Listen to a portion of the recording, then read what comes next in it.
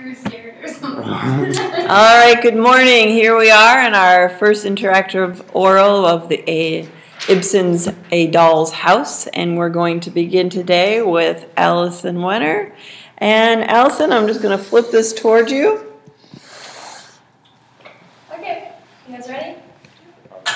So I'll be focusing on women in the Victorian age, specifically ideals, rights, limitations, and opportunities that they may have had at the time.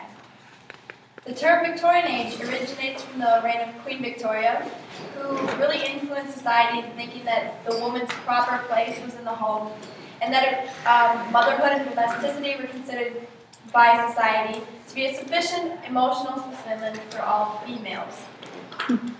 Women in the Victorian age were basically born into a society completely ruled and based off of men and what was better for them. It reigned from 1837 to 1901, and The Doll's House, keep in mind, was published right in the middle of that time in 1879. One of the first things, single women at the time didn't have very many rights to begin with, but once they got into marriage, they lost almost all or completely all of the rights that they had.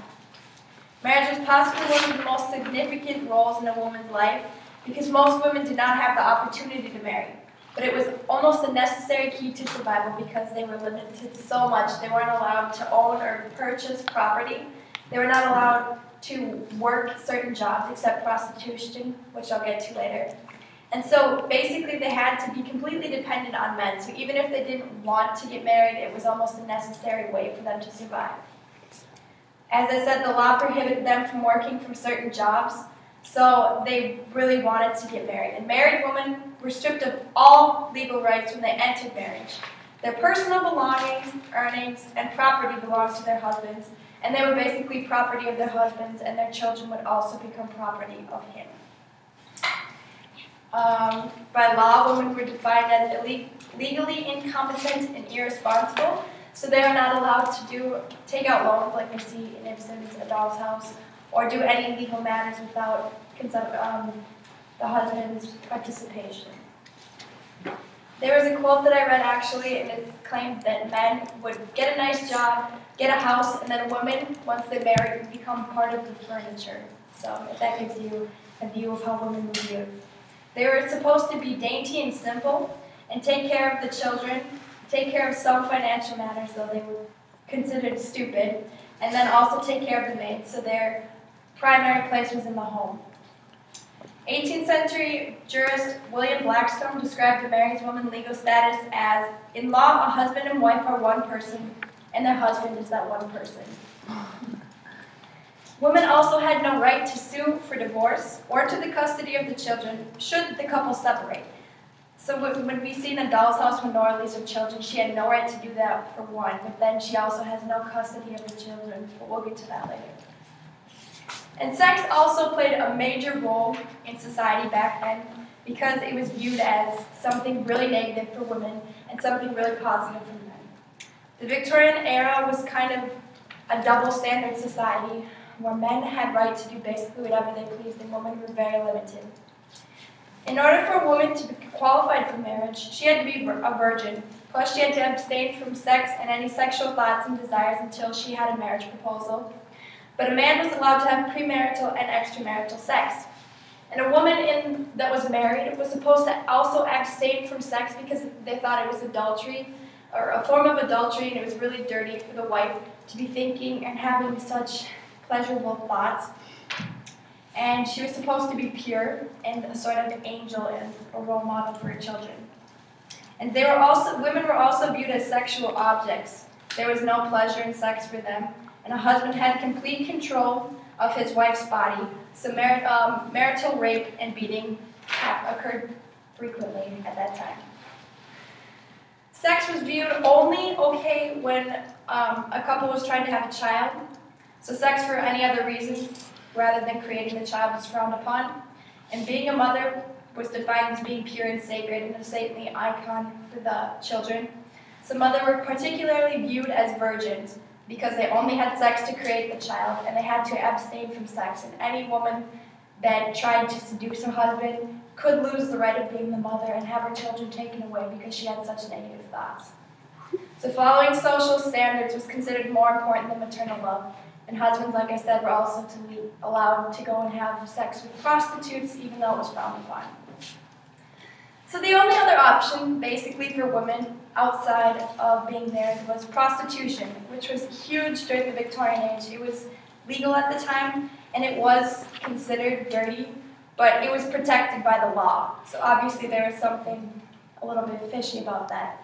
Men viewed prostitution as the women were whores, which is more or less right on. What can I say? But they viewed the women that were prostitutes as either being prostitutes or they could potentially be raped. So, in Ibsen's A Doll's House, we see that Ibsen was very against how society portrayed women. Actually, when he was married in 1858, but he lived separately from his wife because he believed in equality between men and women and thought men and women alike should be free to grow independently and to live as they pleased. We see that Nora, specifically in A Doll's House, is living a double life. She's living and showing this secret normal life of how society portrayed women, and at the same time she's doing everything that society despises. So she secretly takes out a loan behind her husband's back, which was illegal. She forges her father's name, which that's illegal at any time. She lies to her husband and works with or behind her husband's back. So she's not giving him her earnings, she's making them secretly and then giving them to a loan. And even though Nora is portrayed as a great mother who plays with her children, she is doing everything that society despises, but it's all, for the good of the family. So it kind of blurs the lines a little bit, how society should be portrayed and how it is portrayed, which is realism. Ibsen also kind of criticizes at society and how it portrays women when Nora says, "That must be a very foolish law. I don't believe it. Is a daughter not to be allowed to spare her dying father anxiety and care? Is a wife not allowed to save her husband's life? I don't know much about law, but I'm certain that there must be laws permitting such things as that." So Ibsen says it in a very subtle way, but it could be also that he's criticizing society and how they are really biased towards women. But he's also having Nora portray her matter as a unfair and unjust reason too. What else? Ibsen also plays up the role that women are not equal to men in their households or in society. This is evident when Torvald fears what his employees will think if he keeps Krogstad at the bank due to Nora's wishes. Helmer says, "Do you suppose that I'm going to make myself ridiculous before my whole staff, to let people think that I'm a man to be swayed by all sorts of outside influence?" So Ibsen says right there, he's showing to the audience and to the readers that naturally women were not so allowed to be intelligent at the time, and he wanted to show that men were supposed to be in charge and that women had no control over what happened in the household. Nora also had to downplay her intelligence and hide her natural being of intelligent and brave. And we see this specifically on page 49 when she's talking to Dr. Rank. This is at the time in the play when she was going to tell him or ask him for help with the loan situation. But then Dr. Rank gets confused and tells her that he loves her. Now she wants to hide this fact from him. And he asks her, "Is there anything wrong?" And she says, "No, not in the least. It is only something. It is my new dress." And he says, "What? Your dress is lying there." She says, "Oh yes, that one, but this is another. I ordered it. Torvald mustn't know about it." So she's using the stereotypical view of society to hide the fact that she has something bigger and deeper going on and protect her. And Dr. Rank ends up believing her because that's how women were portrayed at the time. And if you briefly think about the maid Anne, she had sex out of wedlock and ended up becoming pregnant with a child. And obviously that was, in a stereotypical point of view, that was very negative at the time. And she ended up getting pregnant and losing her daughter. So society views it that she was constantly and every day suffering from the mistake that she made. And her man left her, so it was very frowned upon. And one controversial fact that I'd like to bring before you guys is that Ibsen's opinions on how women should be treated and how they were treated are shown evidently and subtly in the text. But he claimed that he was not a feminist. So. What do you think?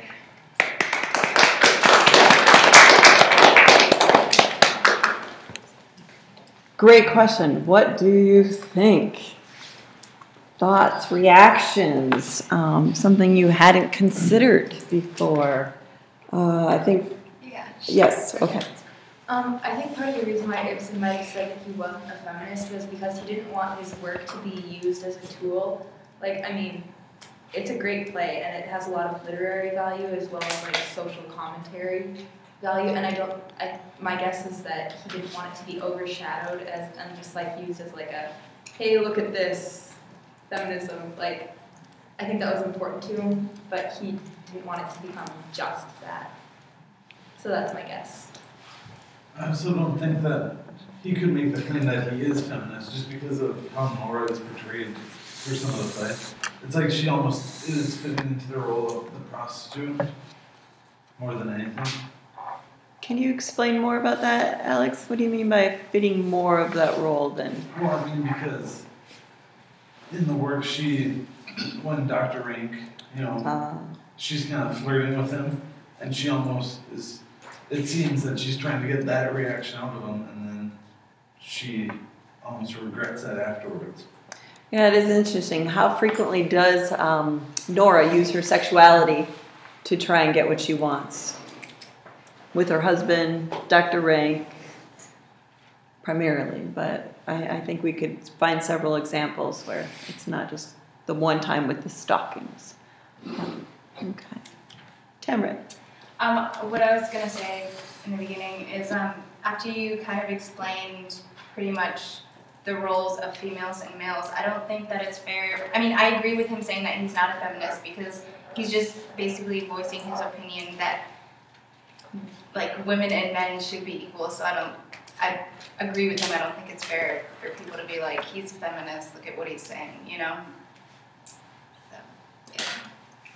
Interesting idea that women and men should be equal. I mean, we really have focused a lot on Nora and Mrs. Lindy, but what about, and we're going to hear from Daniel today on his topic of men of the Victorian age, and perhaps maybe some things that he shares with us will help us think, what about these poor guys? I mean, and not like equal in the sense that a woman should be able to walk into, I don't know, a workplace and be like, I deserve to be manager. I mean, like, equal as in, if she finds a man attractive and, thinks sexual thoughts that are her own and she might record them in a diary, if a man sees that, she shouldn't be called a whore. Because, I mean, like, not socially equal, but socially equal. Do you guys get what I mean? I do. One comment, and then we'll get to all these wonderful hands. I'm so excited. Is we have to keep in mind the context, and morality was front and center of everything of the Victorian era. And so to even think about sex for any purpose other than procreation, I mean that makes you have to think of all sorts of things that are immoral, according to those views at the time. So yeah, it's easier to label, all right, but then why were so many women hysterical at that time frame? I mean, just think about how all of that energy has to be constantly compressed and internalized. You're bored out of your mind, perhaps. So, okay. All right. Done. And then over to Allison. I kind of find it interesting that he doesn't label himself as a feminist, even though he's clear, like the kind of thing a lot, the term feminist, especially in the modern day, has been kind of warped. It's kind of become basically the female version of patriarchy. The idea that women are more important than men. I've actually had this massive argument with a camp counselor about when he was saying it's sexism but with women, and I had this huge fight about him over it. But it's like what's really clear in this book is that is that it's a feminist work. But I think why he didn't identify as a feminist is because it wasn't the most important thing. It wasn't just a feminist critique. It was a social critique. It was just a critique of society at the time and of all the issues in society, not just of women and marriage. Mm-hmm. And that's was probably the reason I think he didn't identify it. Great. As a, Very likely, as well as what you had said, that it almost takes away from the other elements of this fact that it's a good literary work. it's like if you just focus on the feminist aspect of the work, you ignore the criticisms on marriage, you ignore the criticisms about classism, and like the whole, and then you ignore Torvald's obsession with about having to be above everybody, and like the idea that he can't be familiarized with someone of lesser status of himself. You ignore all that, and you just focus on the fact of Nora and Mrs. Lindy, and it takes away from the work if you just focus on the feminist side. Okay, thank you. I think that he might have said that he's not a feminist because of the time he was in. He was in the time when people agreed with this, whether they agreed or not. No one stood up and said what they thought about the way people were being treated. And it was during the Victorian era, and he couldn't just be like, I'm a feminist and this is how I'm going to express my work. He had to, it was a play and people had to go and watch it. So I think he wanted everyone to see it, and if he just let everyone watch it and interpret it the way they do it or relate it to their own life, which is different between everyone, then people might consider what he's saying. And like if he said, I'm a feminist and this is my work, I think no male would go to that play. It would just be all female. And even then, maybe not, because what would society say about you going to this play? Yeah, I mean, it could work both ways. I want to get back to Allison, because you had your hand up earlier, and then I'd love to hear from some men on this side of the room, too. So. Okay. Well, they basically said what I was going to say, but I thought that Ibsen portrayed, I forgot to mention this, the way he viewed society, he did it in a really subtle way. He didn't have outbursts of emotion or monologues, but he did it quietly in dialogue. So the first time that I was reading it, I didn't pick up on all these ironic and connections and everything, but then when I started rereading it, when we acted it out in classes, when I really noticed how much it criticized society. Yeah, it is subtle, and it almost has to be in order to get that message across to a wider audience. If you're too aggressive, it will turn people off, right? For all sorts of reasons. Okay. I was also going to say, kind of going off of what Stephen and Olivia were saying about how he didn't say he was a feminist, I think kind of tying with their reasons, I think he did it because by saying that it's not a feminist work, he can apply it to other things like racial differences and differences within social classes, so the themes can be applied to other things. I think that's what was most important to him. All right. Excellent. Oh my, Josh. I'm going to go off and just say that basically that I don't think that any of the ideological stuff is true per se, because I think he was going by like a purely economic standpoint. I mean, why would you say that your play is feminist and go completely against the grain of society? Nobody's gonna honestly go and see that. So I mean, if you really wanted, I mean, his first and foremost goal was to make money, in my opinion, and that's like the goal of every movie director there is. So he wouldn't go out and announce to the world that. He would just like let it subtly creep out, like Allison said. He wouldn't say that. He wouldn't identify himself in a certain way, because then he's gonna lose like half of his audience, or the majority of his audience. I mean, so and then he's potentially losing out on all that money. So that's my opinion of why he didn't identify himself with the feminist point of view when he clearly was. When he clearly was. Okay. Thank you, Josh. Alex? I think something we talked about over interim in our group discussion on Moodle was that it wasn't anti-men, it was more pro-women. Because, I mean, we see that Torvald was, I mean, he was kind of like, he wasn't an antagonist. I mean, it was more so they were both positive. Okay. I like the way you said that. It's not anti-men. It's more pro-women. Steph, final comment, and then we're moving on to Daniel. I just have to disagree with Josh about his economic comment. I mean, if you're going into the writing industry or any industry to make money, your biggest work won't be a social commentary. It's like if it's a social commentary, no matter what point of view it's from, you're gonna already be alienating your audience. And it's even with the feminist theme, even if it wasn't necessarily a purely feminist work, he's already going to be alienating part of his audience. And for another thing, the feminist movement was really gaining movement in this time period. It was becoming very respectable. It was not necessarily respectable, but intellectuals were into it. It was kind of accepted. It was becoming more and more widespread. So I don't necessarily think that that he would have had a purely economic reason for denying himself as a feminist. Yeah, it's hard to know. I mean, a person does need to make a living, but we have to be careful that we don't place too much of our values today onto the values of this time of the work. So yes, all of you are right.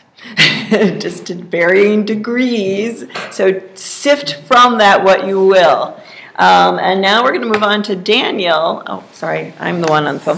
Daniel talking to us about the opposite side, men of the Victorian era. So men, there were two main ideals during the Victorian age, which I think plays a very big role in the opportunities and limitations of men of this age. The first one is utilitarianism. It's the belief that the right action, the morally correct action, and the acceptable action in society is the one that produces the most good. You can see the problem with this because it's saying that it's practically saying if you kill this person and get a bunch of money, that's morally correct. That is good. And if you say, oh, if you decide to leave an innocent man alone and you don't get any money out of it, then when you could get money out of it, it's saying that that's wrong. That's wrong. And I noticed that this is a very extreme example, and it's probably not necessarily true, but it's basically the idea, but it's kind of just to help grasp the idea of the concept. It's more or into business themes and not the killing people. Daniel, would you repeat the definition you shared about utilitarianism at the beginning? That the morally correct action is the one that produces the most good, or in business, the one that reaps the most profit. Okay, thank you. I just want to make sure we could write that down. All right. And the other big idea of the time is consequentialism, where the right action is understood entirely in terms of consequences produced. So like in the doll's house, where either Torvald kind of shows a consequentialism by deciding whether or not to fire Torvald. On the one hand, he's a childhood friend and a good worker and a lawyer, which is a very respectable job. But on the other hand, he has a bad reputation because of his forged signature. Now, Torvald shows consequentialism by thinking that keeping Krogstad instead of firing him would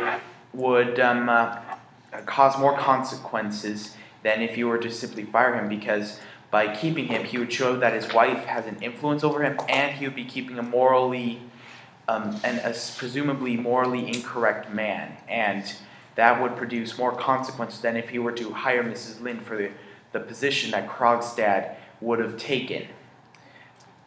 And this kind of leads to the limitations of men.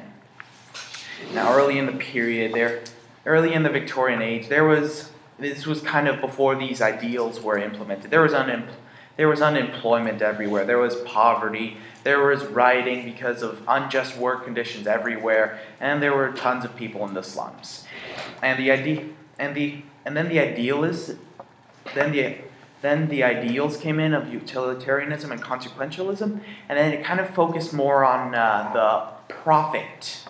You're focusing more on profit of things, and not many people were spiritually satisfied. I mean, for heaven's sake, they take the Bible and examine it as a historical text. They don't revere it at all. They're simply taking it and viewing it as a source of business.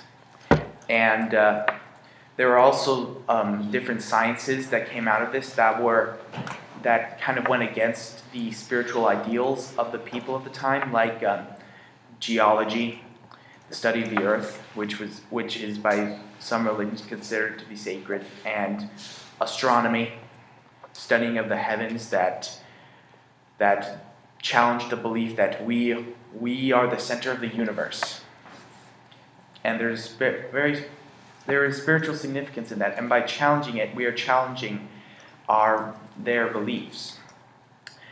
And the Doll's House was written in this late period, and this is kind of showing the moral decay that was happening at the time. As you can see in the book, both Nora and Krogstad, they committed a forgery, and although Nora did it for good reasons, we still don't know why Krogstad did it for him. Presumably it was to protect his family or to reap a profit.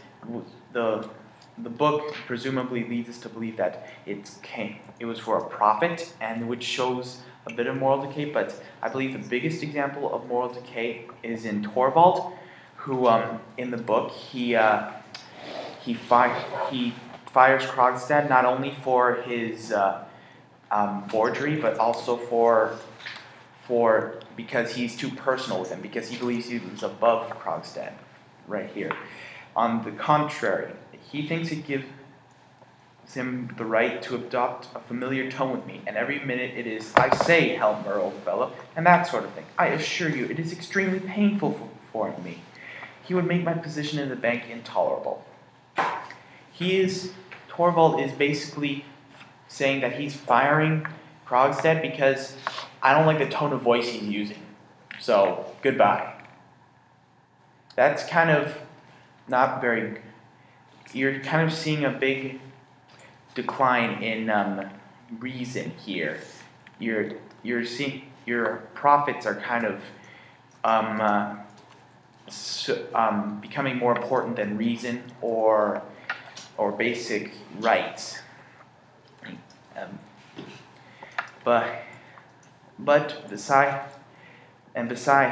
Besides these various moral limitations, there were various good opportunities for life in this time for men. For example, for the first time since forever, the general population was able to vote. For example, first it was all landowning men that were able to vote. Then there was every man could vote so long as he had a job. And there was education. You were able to get a good education easier now, and the law specifically requires education up to the age of 10, and this kind of helps people, and this kind of helps us to develop better morals, hopefully, because with better education we hopefully try to transcend these obvious problems with utilitarianism and consequentialism. And these advances in education and right and liberties basically create a big literary explosion. You see periodicals everywhere, books written by all sorts of authors, and yes, women too. And basically, periodicals became very popular at the time, and you're seeing many published novels and short fictions, and The Doll's House being one of them. Also one of the biggest publication of the time, in my opinion, is Charles Darwin, The Origin of Species. Charles Darwin, basically, he's taking this literary explosion and he's using it to employ these different ideals from of utilitarianism and consequentialism. He's using them on the Bible. He doesn't really truly believe that God created all creatures here. So he's basically taking those ideas and studying them, and therefore coming up with a theory of evolution. And here you can, and unlike before, where he wouldn't be able to publish those ideas because they were against the church, now he would be able to publish his ideas and share them, and to spread and to help us understand the world better. And any questions? What are your thoughts? Thank you, Daniel.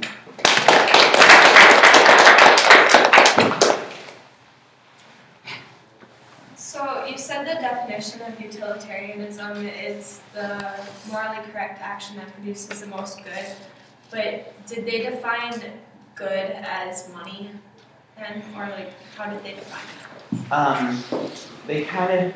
Yes. It doesn't necessarily have to be money so much as what is the best, which benefits them the most. It doesn't necessarily have to be money, it just has to be something that benefits the most amount of people, or one person the most. For example, if one person were to do a small amount of good for many amount of people, then those people would view that person as good. But if one person were to do one person a large amount of good, then that person who received the good would just view his action as morally correct. So it's kind of a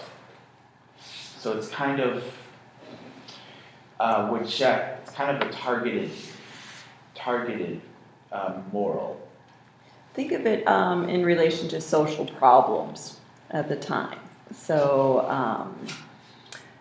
prostitution was legalized. Is that by legalizing prostitution, do we solve a problem in society for men? And is that therefore for the greater good of men?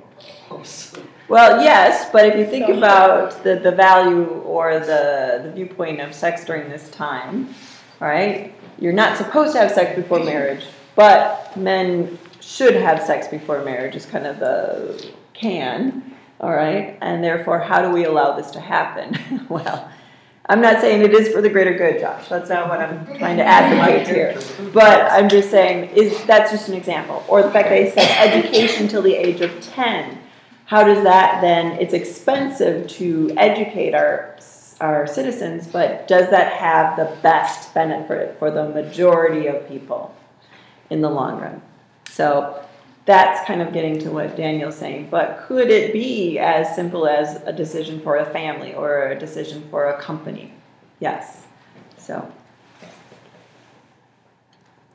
Anyone else?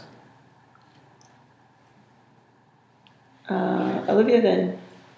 I was kind of wondering how some of these things are tied into like men in the Victorian age, like why utilitarianism and consequentialism and like this lack of faith or spirituality or whatever. Why did you think that was specific to men? Because of the. You know how Allison was talking about women, how they weren't supposed to think, or they were treated more as objects, and because of this moral standing for women, these sort of complicated ideals are kind of more targeted at men because women weren't supposed to think at the time. That was kind of the norm. Therefore, according to the Victorian age, these ideals do not apply to women. Okay. It's interesting, though. It's a really good question. And so does maybe Torvald move through the world with this framework in mind? You know, this concept of consequentialism or utilitarianism. How does he show that in the text? Daniel gave the one example about making a decision, which has the greater consequences, and therefore that's how I'm going to base my decision.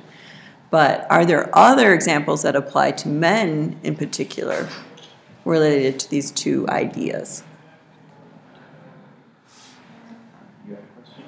I just wanted to say, like, Torvald, even though he was, you said that you thought he was one of the most morally corrupt, right? Yes. but I think that somehow the power went to his head, because before that, like his role in the house, or I just don't feel like maybe he had all that power, because it seems like a new thing to him. At the end, he's somehow like begging Nora to stay.